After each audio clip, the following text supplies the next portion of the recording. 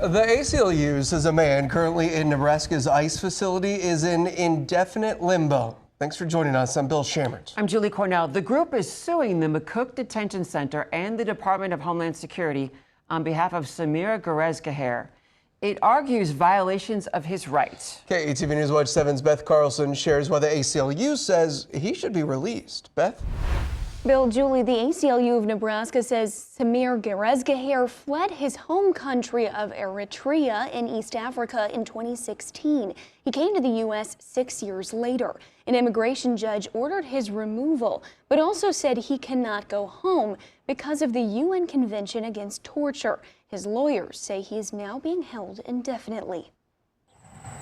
A lawsuit filed Tuesday alleges the McCook detention facility is violating due process rights. While he was granted withholding of removal in the United States based on the fact that he couldn't be sent to Eritrea, he is currently living in this limbo where he is detained for an indefinite period of time. ICE detained Samir Gerezgeher in May of 2025, following an immigration judge's order of removal.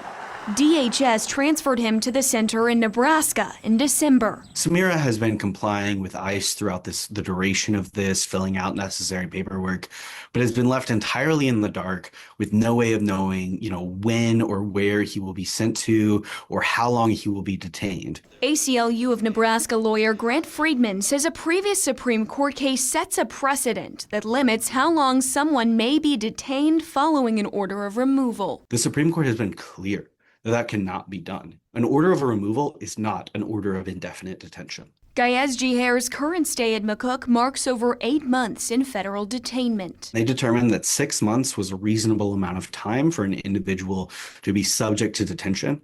But once it surpasses that has become unlawful and violates due process. Friedman says he deserves to be in the community instead of in custody. We have no clear guidelines or next steps for Samira in order to determine where he's going to be. He doesn't know what country he could be sent to.